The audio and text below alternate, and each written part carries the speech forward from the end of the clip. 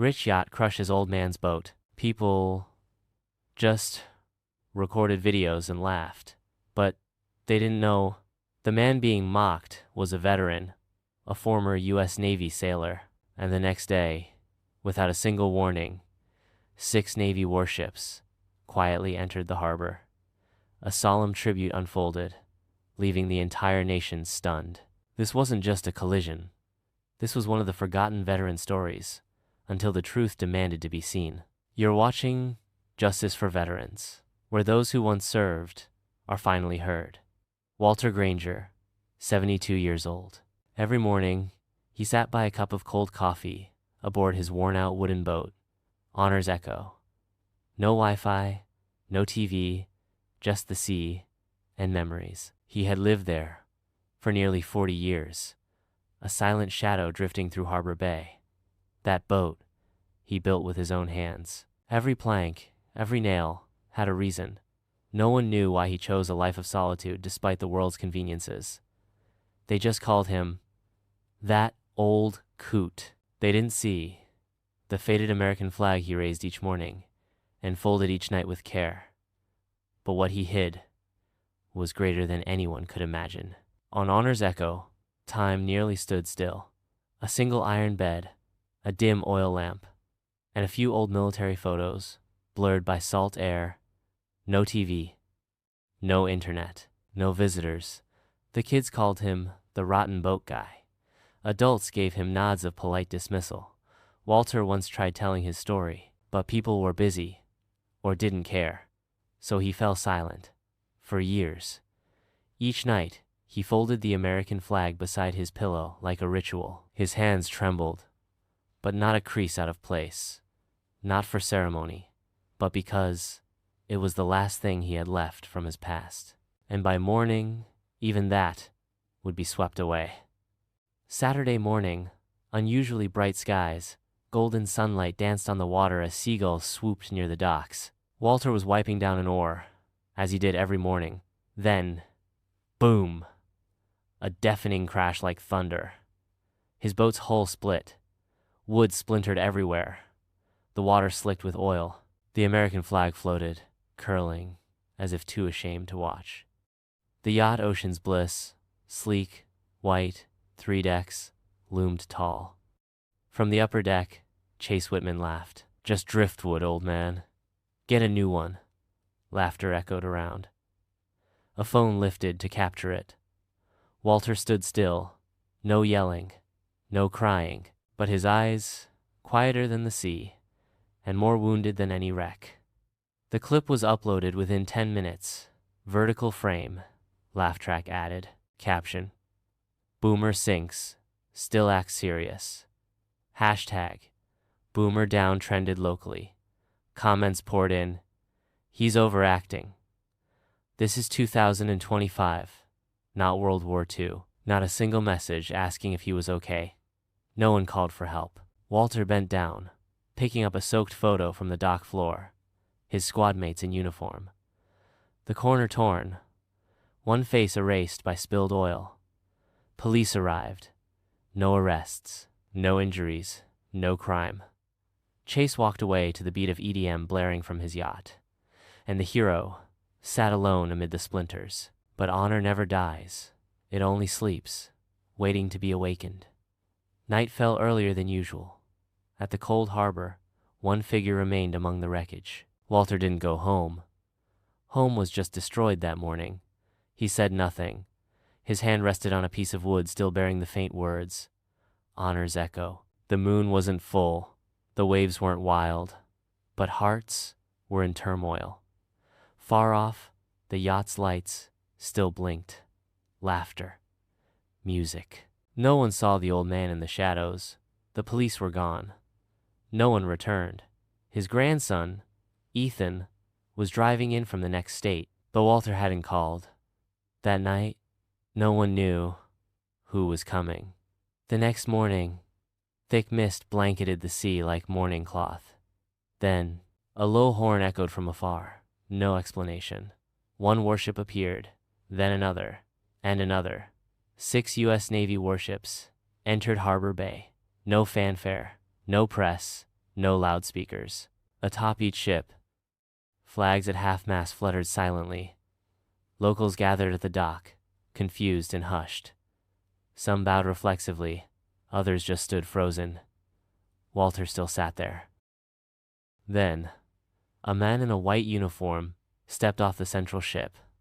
No one knew his name, but every eye followed him. Admiral Richard Hayes, commander of the Pacific Fleet, stepped forward, carrying a neatly folded American flag.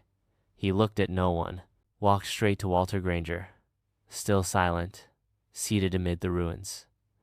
Then, to everyone's shock, Hayes knelt on one knee before him. Sailor Walter Granger, by the authority of the United States Navy, today, we honor you for saving 128 lives aboard the USS Hancock, a hero forgotten by the world. No one spoke. A veteran in the crowd wept. A child quietly lowered their phone, and Walter's eyes looked into the sun for the first time. April 1982. The aircraft carrier USS Hancock suffered a fuel leak near the Philippines. A massive explosion split the hull in two. The sea turned into fire. In the chaos, a young sailor, Walter Granger, fought against the flames, broke open the jammed control room door, and carried out crew members one by one to the deck. 128 people survived, because one man refused to run, but he declined all medals. When asked why, he simply said, "Because there was one I couldn't save." And after that, Walter disappeared. No one knew where he lived.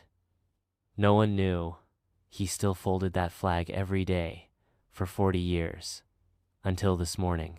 The tribute clip was reshared, this time with different eyes. A new hashtag emerged. Veteran salute accounts that once mocked Walter quietly deleted their posts, replaced with apologies. A young girl brought a bouquet of white daisies to the dock, laying it gently on the broken wood. A young man, who once left a cruel comment, sat silently on a nearby bench. People didn't know what to do, so they chose silence and watched. Some began to ask, how could someone like him live like that for 40 years? Why didn't any of us know? And as the questions rippled, a luxury car pulled up by the pier. Chase Whitman had returned. Chase Whitman stepped out of the car. No sunglasses, no unbuttoned designer shirt. He walked slowly, holding a blank check, already signed. In front of the cameras, the town, and the man himself, Chase stood before Walter. "I was wrong. I have no excuse. Whatever you want, write it here. I'll pay for it." Walter didn't look at the check. He only looked down, where the torn flag still lay, wet and cold. Then he stood, facing Chase, for the first time. "I don't need your money, but if you truly want to make this right, I have one request." Everyone held their breath. Chase nodded. "Tell me, what do you want?" And Walter replied. Walter looked Chase in the eye. No anger, no demand. "I just want a bench, right here, where my boat once docked, made of real wood, carved with 3 words. Sit, remember, thank." Chase froze. No one expected the man, who had been insulted and lost everything, to ask only for a place where others might pause and reflect. 3 days later, before sunrise, Chase returned with a local craftsman to install the bench. No cameras, no press, only dim lights, and the soft tapping of a hammer through the morning mist. The bench was placed, red oak, Chase's hands still dusty from the work. And from that moment on, Harbor Bay was no longer just another small town. No one said it aloud, but the whole town knew Honor's echo must live again. Walter's grandson, Ethan Granger, quietly launched the project. He found the original blueprints, posted an update. If you ever laughed, ignored, or looked away, now's your chance to give back. Each person brought something. Some brought wood, some paint, others just an old piece of sailcloth and a letter. They named the new boat Echo Reborn, meaning the Echo lives again. On launch day, Walter said nothing, but he placed his hand on the bow, as if touching a living memory. And Far down the dock, a man in uniform approached. This time, he wasn't carrying a flag. The man in uniform was Admiral Hayes. He brought no medals, no ceremony, just a handwritten letter. We'd like you to serve as an honorary advisor for the National Youth Naval Training Program. Walter read the letter, then looked at Echo Reborn gliding gently over the water. The kids who once avoided him now gathered around, eager to learn how to tie knots and read a compass. One child asked softly, "Did you really save people, sir?" Walter smiled. "Not as many as the people saving me right now." On the dock, the bench still sat in place, and the town had truly changed. A soldier returns not seeking glory. He only wants a quiet place to be remembered for what he truly did. But when a society chooses to forget, justice is not instant. It arrives when someone dares to remind. The stone bench where Walter once sat is now a meeting place. People leave flowers, handwritten notes, even heirloom pins. No one tells them to, but everyone understands. Justice doesn't need a call to action, only awakening. This is Justice for Veterans, where we tell the stories the world left behind.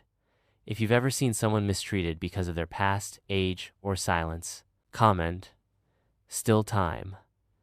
Because for those who once served, delayed justice is better than being forgotten forever.